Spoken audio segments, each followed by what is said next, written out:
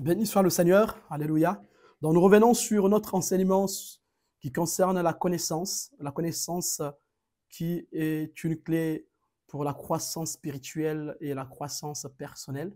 Le but principal de la croissance spirituelle est de faire luire le nom de Dieu devant la face du monde. Si nous insistons sur cet enseignement bien-aimé, c'est pour que le nom de Dieu brille sur la terre.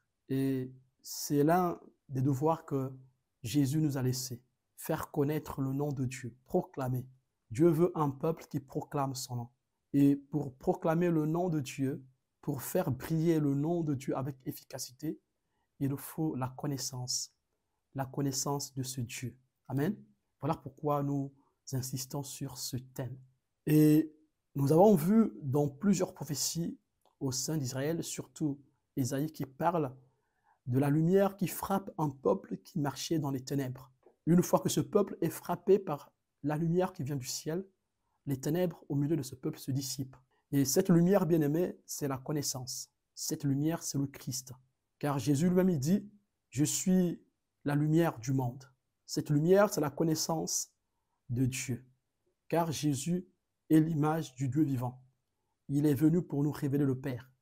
Donc celui qui a le Père, celui qui connaît le Père, n'est plus dans les ténèbres. Il est dans la lumière. Et Christ disait aux pharisiens que vous ne voulez pas croire en moi de peur que ma lumière vous éclaire et que vous ne soyez plus dans les ténèbres.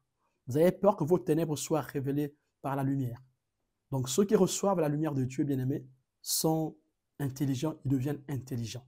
Ils ne peuvent plus se laisser avoir par le piège de l'ennemi. Alors vous voyez ici, cette lumière va nous emmener à grandir dans notre discernement. Là, nous parlons du côté spirituel, de la puissance, de la connaissance. Oui, notre discernement, bien-aimé, va grandir. Nous ne verrons plus les choses comme les gens de ce monde. Notre compréhension sur les choses de Dieu, bien-aimé, sera éclairée. Oui, cette connaissance, bien-aimé, cette lumière va éclairer notre compréhension en ce qui concerne les pièges de l'ennemi, en ce qui concerne le monde. Cette lumière, bien-aimée, va nous guider dans nos choix. Cette lumière, bien-aimée, va contribuer à notre essor, à notre développement, bien-aimé, spirituel et notre développement personnel. Cette lumière, bien-aimée, est toujours combinée à la sagesse. Voilà pourquoi vous allez voir quelqu'un qui est habité par la lumière de Dieu, quelqu'un, oh oui, qui a été traversé par le rayon du Seigneur, aura, oh oui, une sagesse, oh oui, que le monde ne pourra comprendre. Car sa raison, bien-aimée, est enrichie par la présence de Dieu. Sa raison, son intelligence est enrichie, bien-aimée, transformée, bien-aimée, par, oh oui, la puissance du Seigneur à travers sa parole qui le pénètre. Et sans cela, bien-aimé, que Dieu nous appelle encore ce soir. Recherchez cette lumière. Recherchez, bien-aimé, cette intelligence, que cette lumière nous traverse. Cette lumière reste en nous, non seulement qu'elle nous traverse, mais qu'elle reste en nous, afin que nous aussi, à notre tour, nous puissions la diffuser. Nous allons clôturer ce soir avec l'histoire de Daniel et ses trois copains, l'histoire que nous avons lue tous dans Daniel chapitre 1, versets 1 à 21. Dans cette histoire, bien-aimé, dans cette histoire de Daniel et ses trois amis, nous voyons, bien-aimé, que cela se passe lors de la déportation. Une première déportation qui va se faire en moins 605, où il y aura une vague de déportés.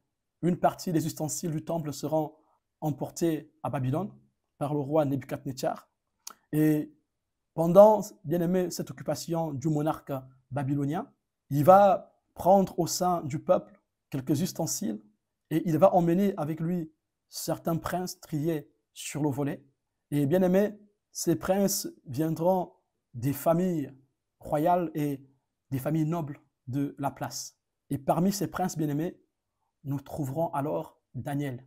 Daniel qui va vivre cet exil avec ses trois amis. Et je pense que quand Daniel va être exporté en Babylone, il devait avoir autour de 17 ans si je ne me trompe pas. C'était encore un jeune garçon. Et Nebuchadnezzar va leur donner des noms que vous connaissez tous. Nous avons le prince Daniel qui signifie Dieu est mon juge, qui sera appelé Belshazzar. Nous avons, bien aimé, Mishkaïl qui veut dire qui est égal à Dieu, va recevoir le nom de Meshach, qui veut dire l'ombre du prince. Nous avons Azaria, qui veut dire le Seigneur aide, qui prendra le nom d'Abed-Nego. qui veut dire serviteur de Négo, qui était un dieu, appelé le dieu de sagesse. Et bien aimé, nous voyons, bien aimé, dans cette assimilation, car nous avons dit la dernière fois que la connaissance peut être utilisée pour dominer. Et Nebuchadnezzar ici va choisir ses princes au sein d'Israël afin de servir dans son palais. Et pour que ces hommes israélites servent dans le palais royal, il fallait, bien aimé, qu'ils soient assimilés. Il fallait qu'ils apprennent les mœurs des Babyloniens. Alors, ils vont passer 3 ans d'apprentissage. Nous avons cela dans Daniel 1, verset 3. Le roi donna l'ordre à Ashpenaz, chef de ses eunuques, d'amener quelques-uns des enfants d'Israël de race royale ou de famille noble, de jeunes garçons sans défaut, corporels et beaux de figure, doués de sagesse, d'intelligence et d'instruction, capables de servir dans le palais du roi, et à qui l'on enseignait les lettres et la langue des Chaldéens. Et nous voyons ici, bien aimé, que ces enfants qui sont pris sur le tas, sur le volet bien aimé, vont recevoir une éducation chaldéenne, ils vont apprendre des langues chaldéennes. Et bien aimé, ces enfants qui avaient déjà reçu une bonne éducation, on leur donna une formation pendant 3 ans, selon la culture et les langues des Chaldéens. Nous voyons ici, bien aimé, une disposition que ces enfants avaient déjà à la connaissance. Ces enfants ont une certaine connaissance, ont une certaine éducation avant même, bien aimé, qu'ils intègrent le palais royal, avant même qu'on les prépare à devenir des élites au milieu des Babyloniens. Donc nous voyons qu'il y a une sélection de base qui est faite par le roi babylonien Nebuchadnezzar. Et bien aimé, ces enfants ont été éduqués selon les mœurs des Babyloniens. Et nous pouvons dire que le climat moral de Babylone était entièrement païen. On peut aussi être sûr que l'enseignement qu'ils ont reçu, qu'ils recevaient, est très en contradiction, bien aimé, avec la loi et les principes justes de Dieu que ces enfants ont étudiés au sein de leur famille, car ils étaient israélites. Nous voyons aussi, bien aimé, une dépravation même dans la nourriture qu'ils pouvaient manger et le vin qu'ils pouvaient boire. Et que fit alors Daniel par rapport à ces mets? Il est écrit dans le verset 8 du chapitre 1 de Daniel, « Daniel résolut de ne pas se souiller par les mets du roi et par les vins dont le roi buvait. Et il pria le chef des eunuques de ne pas l'obliger à se souiller. Dieu fit trouver à Daniel faveur et grâce devant les chefs des eunuques. Le chef des eunuques dit à Daniel, « Je crains mon Seigneur le roi, qui a fixé ce que vous devez manger et boire. Car pourquoi verrait-il votre visage plus abattu que celui des jeunes gens de votre âge? Vous exposeriez ma tête auprès du roi. » Nous voyons ici, bien aimé, Daniel et ses amis ayant la connaissance, oh oui, de l'impact de la nourriture et de l'ambiance qui tourne autour, bien aimé, car il faut savoir que peut-être pour toi et moi aujourd'hui, le manger ou le boire n'a plus d'impact sur la vie spirituelle. Mais sachez que dans le temps, bien aimé, ce roi qui est Nebuchadnezzar avait des dieux. Il adorait des dieux. Et tout ce qu'il devait manger, bien aimé, devait passer par le temple. Les animaux qu'il pouvait manger, tout ce qu'il buvait, bien aimé, devait être sacrifié d'abord aux dieux. Donc, c'était des aliments souillés. C'est dans ce sens que Daniel appela cela des aliments souillés, car ces animaux étaient tués dans les rites babyloniens. Et le vin que le roi devait boire devait d'abord passer par la libation. On le donnait d'abord aux morts. Alors, c'était des viandes sacrifiées aux idoles. Et Daniel savait que cela pouvait souiller son esprit. C'est un climat de débauche, un climat d'immoralité, bien aimé, qui tourne autour du repas royal. Daniel et ses amis trouvèrent grâce devant les yeux de l'Éternel. C'est ce que dit la parole de Dieu. Pourquoi? C'est parce qu'ils ont été fidèles. Ils ont été fidèles aux principes qu'ils ont reçus chez eux. Et ici, bien aimé, avant de poursuivre, nous pouvons encore tirer des leçons par rapport à la rigueur que nous devons avoir chez nous en tant que parents. Aujourd'hui, bien aimé, il y a beaucoup de parents qui sont dans le laisser-aller. Ils laissent leurs enfants acquérir n'importe quelle connaissance. Il y a des parents bien-aimés qui vont laisser leurs enfants à écouter n'importe quelle musique. Alors nous savons tous, bien-aimés, que la façon la plus efficace d'enseigner, bien-aimés, c'est la musique. Si on veut apprendre une langue, bien-aimés, passons par la musique. Si on veut connaître une histoire, on passe par la musique. La musique fait passer facilement les messages que même l'enseignement oral lui-même. Et en tant que parents aujourd'hui, nous laissons nos enfants écouter n'importe quoi. Et certaines chansons vont les pousser à la mélancolie, à broyer du noir, voire même aux pensées suicidaires. Voilà pourquoi nous devons veiller. Avec tout ce qu'il y a aujourd'hui comme gadget, bien aimé, nous devons veiller sur nos progénitures, sur nos enfants, pour que l'ennemi ne pénètre pas leurs pensées et leur cœur. Car la connaissance, bien aimé, la connaissance est la porte de sortie pour ceux qui sont dans les ténèbres. Et la connaissance peut aussi être la porte, oh oui, de prison pour ceux qui sont dans la lumière, s'ils ne veillent pas. Et Daniel, ici bien aimé, a reçu une éducation de ses parents. À travers la rigueur que pouvaient leur donner leurs parents, ils ont reçu cette connaissance de ne pas manger des mets souillés, des mets exposés aux idoles. Dieu nous interpelle encore aujourd'hui. Dieu nous interpelle aujourd'hui. Daniel, bien aimé, décida dès le début de ne pas se souiller. Il ne voulait faire aucun compromis avec ses convictions, même si cela devait signifier la mort. Bien aimé, Daniel n'avait plus ses parents avec lui pour lui guider dans les décisions qu'il devait prendre. Mais l'amour de Dieu qu'il avait reçu à travers l'enseignement de ses parents bien-aimés ne l'avait jamais quitté. Cet amour lui avait été parfaitement inculqué durant son enfance, au point où Daniel, ô bien-aimé, cherchait la face de Dieu tout le temps. Et vous savez, bien-aimé, l'épisode où il fut donné au lion à cause de la prière. Nous devons savoir, bien-aimé, que ceux qui ont décidé de mener une vie fidèle à Dieu, ils recevront des persécutions. Et nous savons aussi, bien-aimé, que lorsqu'ils seront persécutés ou lorsqu'ils seront en face de la tentation, bien-aimé, la force de rester ferme pour Dieu leur viendra du Seigneur parce qu'ils ont été fidèles dans les petites choses. Et la Bible déclare, ne vous conformez pas au monde, au siècle présent. Et Daniel, bien-aimé, a refusé de se conformer au siècle présent. Et il a dit aux serviteurs, cet eunuque, éprouve tes serviteurs pendant 10 jours. Et bien-aimé, pour avoir cette audace, il fallait avoir la connaissance de ce Dieu. Daniel avait la connaissance de Dieu. Voilà pourquoi il pouvait dire avec assurance à cet eunuque. L'eunuque lui a dit, vous exposeriez ma tête auprès du roi. Si vous refusez de manger ce que le roi vous a ordonné, vous exposez ma tête. Malgré, bien aimé, cette menace du roi, Daniel a su parler au cœur de l'eunuque. Alors l'eunuque les a éprouvés pendant les 10 jours. Et au verset 15, il est écrit, au bout de 10 jours, ils avaient meilleur visage, plus d'embonpoint que tous les jeunes gens qui mangeaient les mets du roi. L'intendant emportait les mets et le vin qui leur était destiné, et il leur donnait des légumes. Au bien-aimé, nous avons ici une certaine discipline. Une certaine discipline. Cette discipline, bien-aimé, est venue de la connaissance que Daniel avait. Cette connaissance de manger les légumes, bien-aimé, est une connaissance particulière que peut-être Daniel a reçue au sein de sa famille, à travers les enseignements. Et ce ne sont pas forcément les légumes, bien-aimés, qui ont fait que ces enfants aient une bonne santé, mais c'est plutôt, bien-aimé, leur fidélité. Dieu, bien-aimé, répond à la fidélité. Dieu répond, bien-aimé, à l'assiduité dans la relation que nous avons avec lui. Et cette connaissance qu'avaient ces enfants, bien-aimés, est venue les soutenir dans ces moments d'épreuve. Car, bien-aimé, pendant qu'ils mangeaient les légumes, ces enfants priaient. Et bien-aimé, quelle est la rigueur que nous avons aujourd'hui en tant qu'enfants de Dieu? Quelle est la discipline que nous avons en tant qu'enfants de Dieu? Ici, manger les légumes, bien-aimé, peut être considéré comme étant une forme de piété, une forme de consécration. Et c'est ce que le Seigneur nous pose encore la question aujourd'hui. C'est la question que Dieu nous pose encore ce soir.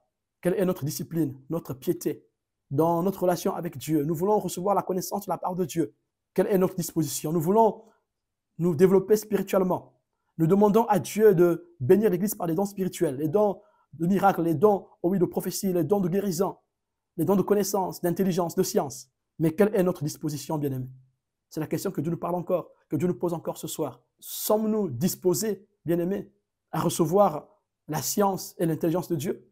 Parce qu'au verset 17, il est écrit, Dieu accorda à ces 4 jeunes gens de la science, de l'intelligence, dans toutes les lettres et de la sagesse. Et Daniel expliquait toutes les visions et tous les songes. Bien-aimés, nous savons tous que le vin et ses viandes, bien-aimés, pouvaient obscurcir l'intelligence de Daniel et ses amis. Le vin pouvait les emmener, aux bien-aimés, à ne pas être concentrés dans leurs études. Le vin pouvait les emmener à ne pas bien se concentrer sur leurs études, dans leur apprentissage. Pendant que les autres, bien-aimés, s'empiffraient d'alcool, de vin, eux, ils étaient en train d'étudier leurs leçons et de prier. Voici la discipline dans laquelle Dieu appelle ceux qui veulent acquérir la connaissance. C'est à cela que Dieu appelle ceux qui veulent avoir la connaissance. Parce que ces jeunes gens ont été assidus dans leur relation avec Dieu, alors Dieu accorda de la science et de l'intelligence. Et bien aimé, leur intelligence était 10 fois supérieure à celle des autres jeunes gens. Pourquoi Dieu leur accorda cela? Parce que, bien aimé, ces 4 ont refusé de se conformer au monde. Ils ont refusé de se conformer à l'esprit festif qu'il y avait dans le palais royal, à l'esprit immoral, à l'esprit mondain qu'il y avait dans le palais royal. Et le roi bien-aimé pouvait faire cette distinction entre ces 4 qui s'étaient consacrés et les autres qui se sont jetés à manger les mets souillés du roi. Cela est encore vrai aujourd'hui. Oui, le succès bien-aimé de Daniel et ses amis est attribué à leur intégrité. Le succès bien-aimé de Daniel et ses amis est attribué à leur assiduité dans l'apprentissage. Apprentissage spirituel, mais aussi l'apprentissage intellectuel. Et bien aimé, nous voyons ici, dans leur apprentissage, bien aimé, ils ont été assidus. Ils ont été fidèles. Leur intégrité, leur fidélité, bien aimé, les a propulsés à des postes élevés. Non seulement qu'ils ont été propulsés à des postes élevés, bien aimé, non seulement, bien aimé, qu'ils ont été propulsés à des postes élevés, mais ils ont été aussi propulsés à des dons spirituels, bien aimés, que leurs contemporains ne pouvaient pas comprendre. Car quand Ézéchiel va rejoindre Daniel plus tard à Babylone, parce que Ézéchiel est un contemporain de Daniel, ils avaient le même âge, il va atterrir à Kédar, et là-bas à Kédar, bien aimé, à Babylone, Daniel avait déjà une forte renommée. Daniel, bien aimé, était déjà connu de tous quand Ézéchiel va les rejoindre lors de la deuxième déportation. Donc Ézéchiel, en ce temps-là, il avait 25 ans. Donc vous vous rendez compte que Daniel, à 25 ans, était déjà très connu au sein des Babyloniens. Il était connu et les gens le craignaient. Il avait en lui l'intelligence des dieux, comme disaient les Babyloniens. Alors nous voyons comment, bien aimé, l'engagement, comment le respect de l'engagement que nous avons vers Dieu peut nous propulser dans la gloire de Dieu. Car ces derniers, bien aimés, se sont engagés devant Dieu. Et leur engagement les a emmenés à être restrictifs dans ce qu'ils devaient manger et de ce qu'ils devaient boire. Bien aimés, c'est encore vrai aujourd'hui. Si nous nous efforçons de rester fidèles à Dieu et à ses voies, bien aimés, soyons certains que Dieu va aussi demeurer avec nous et il nous accordera son aide et la grâce nécessaire, bien aimés, pour accomplir sa volonté. Nous ne tremblerons pas, bien aimés, devant l'ennemi. Nous n'allons pas, bien aimés, trébucher, car il dit qu'il enverra son ange pour nous garder. Bien aimés, nous avons vu qu'au bout de 10 jours, il a paru que Daniel et ses compagnons étaient en bonne santé. Ils tenaient sans crainte devant le roi. Ils étaient restés fidèles au Seigneur. Et maintenant, bien aimés, par la démonstration de leur intelligence, de leur sagesse, de leur connaissance, ils étaient en train de rendre gloire et puissance à Dieu.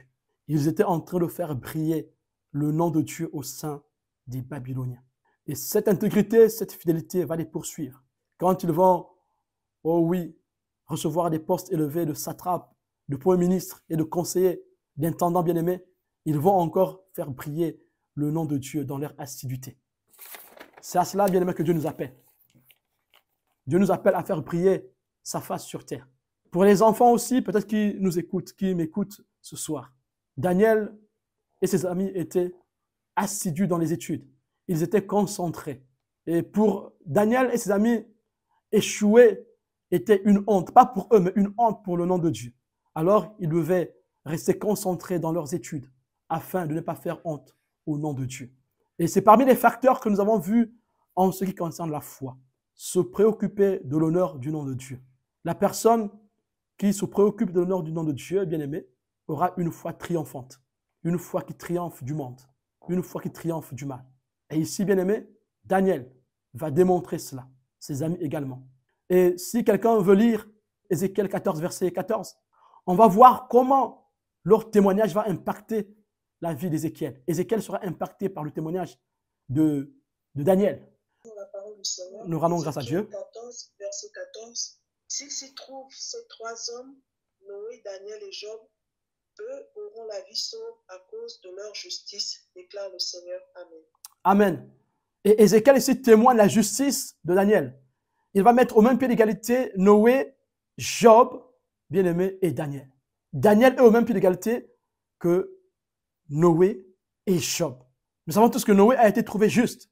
Il marcha avec Dieu. Noé. Et la parole de Dieu témoigne la justice de Job, l'homme juste. Et Dieu lui-même témoigne la justice de Job devant Satan, bien-aimé. Et bien-aimé, la fidélité de Daniel va l'emmener à être comparé à ces grands comme Noé, comme Job. Bien-aimé, nous voyons combien la connaissance peut propulser quelqu'un dans sa croissance, dans sa vie. Comment le témoignage peut être fort. Si quelqu'un veut aussi lire Ézéchiel 28, verset 3, toujours le témoignage d'Ézéchiel. Ézéchiel 28, verset 3. Voici que tu es sage que Daniel. Rien de secret n'est caché pour toi. Amen. Amen. Voici que tu es sage comme Daniel, rien de secret n'est caché pour toi. Et ici, bien aimé, la sagesse de Daniel est louée ici par Ézéchiel qui reconnaît cela. Et pourtant, c'est son contemporain, c'est sa génération, c'est sa promotion. Ézéchiel aussi, c'est quelqu'un qui est passé par l'école des prêtres. C'est pas n'importe qui. C'est un prophète bien aimé qui est passé par l'école des prêtres. C'est à 30 ans qu'il va recevoir la révélation, Ézéchiel.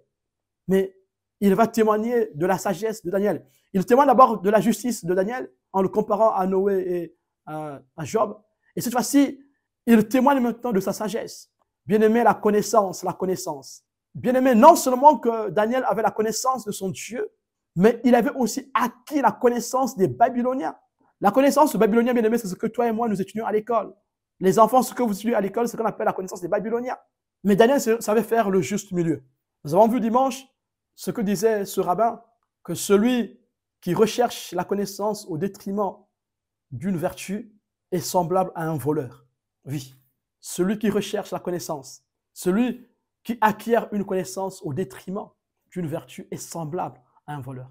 Bien-aimé, cette phrase de ce rabbin souligne l'importance de la moralité et de la vertu dans la quête de la connaissance. Cette sagesse juive bien-aimée met en garde contre le danger de sacrifier les valeurs éthiques pour atteindre la connaissance. Et la croissance bien-aimée intellectuelle doit être accompagnée d'un engagement envers les principes moraux pour être pleinement significative. Et c'est ce que bien-aimé va vivre Daniel. Dans les connaissances qu'il va recevoir à Babylone, il fera le tri.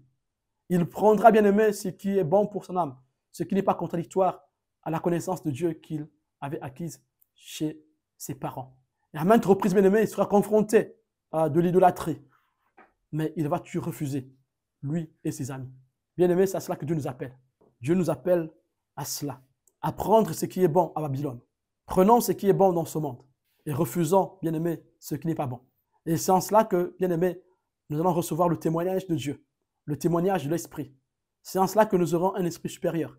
Bien-aimés, les Babyloniens eux-mêmes vont témoigner l'esprit supérieur qu'aura Daniel. Si quelqu'un veut lire Daniel 4, verset 9. Et un autre prépare Daniel 5, verset 11 et verset 14. Daniel 4, verset 9. Belshazzar, chef des magiciens, qui a en toi, je le sais, l'esprit des dieux saints, et pour qui aucun secret n'est difficile, donne-moi l'explication des visions que j'ai eues en songe. Amen. Ici, Nebuchadnezzar, dans son trouble par rapport au rêve qu'il a fait, bien-aimé, va reconnaître en Daniel, Belshazzar, un esprit supérieur, la supériorité par rapport aux autres mages, aux autres savants de la région. Daniel 5, versets 11 et 14. Il y a dans ton royaume un homme qui a en lui l'esprit des dieux saints. Et du temps de ton père, on trouvera chez lui des lumières de l'intelligence et une sagesse semblable à la sagesse des dieux. Aussi, le roi Nebuchadnezzar, ton père, le roi, ton père l'établit chef des magiciens, des astrologues, des chaldéens, des devins. Amen. Verset 14, oui, 14, vas-y.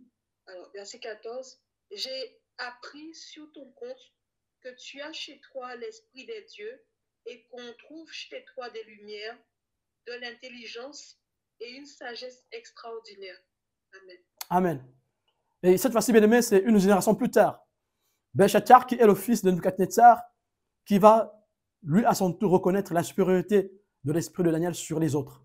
il était chef de tout. Tout ce qui est réflexion, tout ce qui est sagesse, tout ce qui est, oh oui, force prophétique, bien aimé. Il avait tout en lui.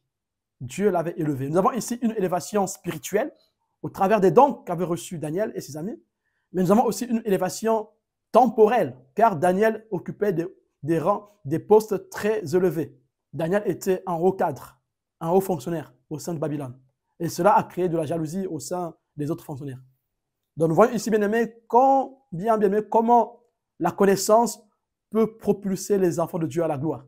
Gloire spirituelle, gloire terrestre. Alors si aujourd'hui, bien-aimé, tu négliges la connaissance, qu'elle soit théologique ou professionnelle, bien-aimé, il faut prendre en compte, il faudra revoir tes voies.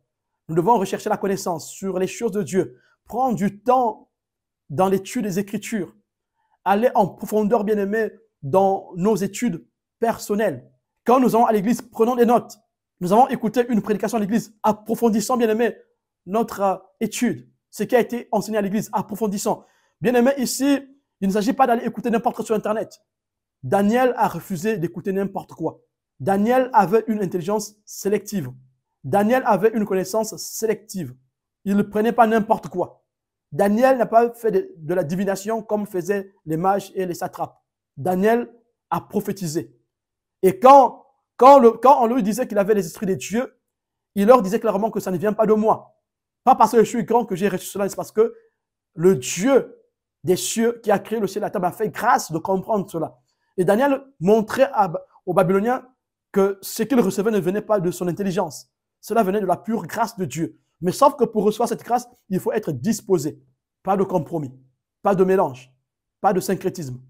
Donc, il ne s'agit pas d'aller écouter n'importe quoi sur Internet, d'aller lire n'importe quel livre, de faire n'importe quelle recherche pour montrer qu'on a reçu la connaissance. Non. Il s'agit ici de se rapprocher plus de Dieu pour que Dieu nous ouvre les yeux.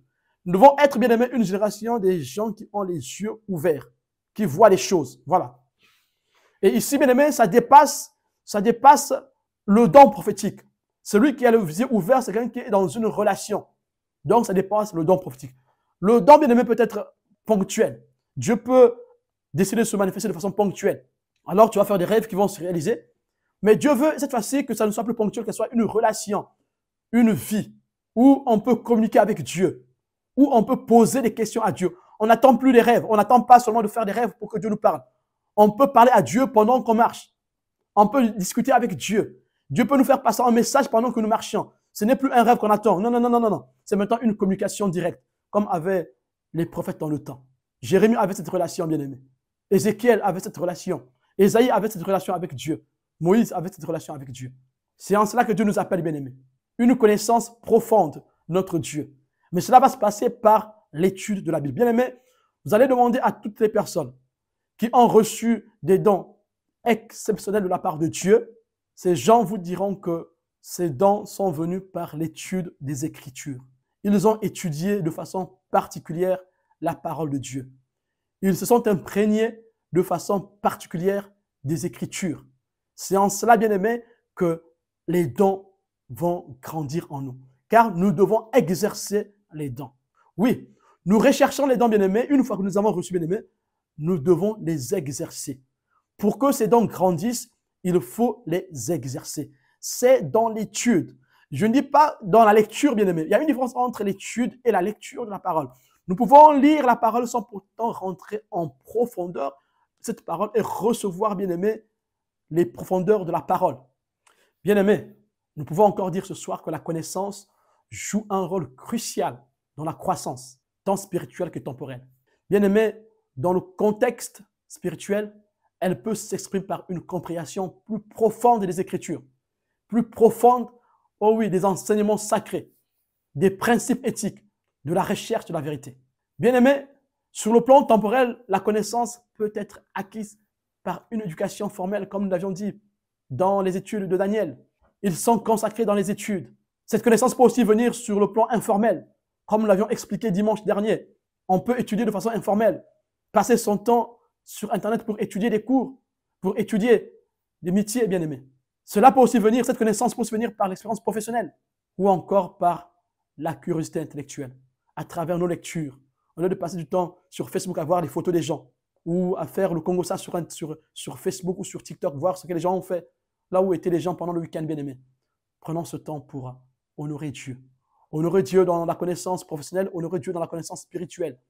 En cherchant, bien-aimés, une connaissance profonde de Dieu. Ne nous arrêtons plus, bien-aimés, aux prédications que nous écoutons à l'église. Allons plus loin. Voilà pourquoi je vous suggère, bien-aimés, de prendre des notes. Et quand vous êtes chez vous, allez en profondeur de ces notes, bien-aimés. Moi aussi, c'est ce que je fais. Il y a des prédications, bien-aimés, que j'ai prêchées à l'église et je reviens dessus, bien-aimés, parfois 10 reprises. J'écoute les mêmes choses afin de m'imprégner de ce qui se passe. Et parfois, bien-aimés, pendant que j'écoute ces prédications, bien-aimés, Dieu me révèle autre chose à travers ce qui a été dit. Bien-aimés, pas dans le cadre de venir vous enseigner, mais pour moi, ma propre vie, pour moi-même, pour ma propre croissance. Car tous, bien-aimés, tous, nous avons besoin de la croissance spirituelle. Dieu désire que tous nous croissions à tous égards, qu'on soit grand, qu'on soit petit. Bien-aimés, tirant une leçon dans l'éducation de Daniel. Daniel et ses amis bien-aimés ont choisi de se consacrer à l'apprentissage et à la connaissance. Et nous avons vu que leur engagement envers la sagesse les a distingués et a ouvert des portes d'opportunité, des portes, oh oui, de gloire temporelle. Et cela, bien-aimés, met encore en évidence ce soir l'importance de l'éducation et de la recherche de la connaissance pour la croissance spirituelle et temporelle. Cherchons à grandir dans la connaissance. Cherchons à nous cultiver. Nous avons aussi vu, bien-aimés, l'expérience. Nous pouvons aussi voir l'expérience de Salomon. Salomon, le roi d'Israël, a demandé à Dieu la sagesse pour gouverner son peuple.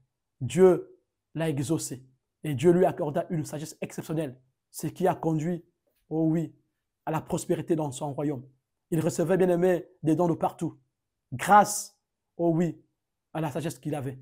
Ce qui a aussi conduit son royaume dans une paix, oh oui, une paix, bien aimé, continue pendant tout le règne, oh oui, de Salomon. Salomon n'a pas connu la guerre. Bien aimé, cela montre encore ici que la recherche de la connaissance, en particulier l'intelligence et la sagesse, peuvent avoir des implications, des impacts positifs dans la vie des enfants de Dieu. Recherchons la connaissance. Et ce texte dit encore ce que nous avons lu la dernière fois. La sagesse est la chose principale. Proverbe 4, verset 7. La sagesse est la chose principale.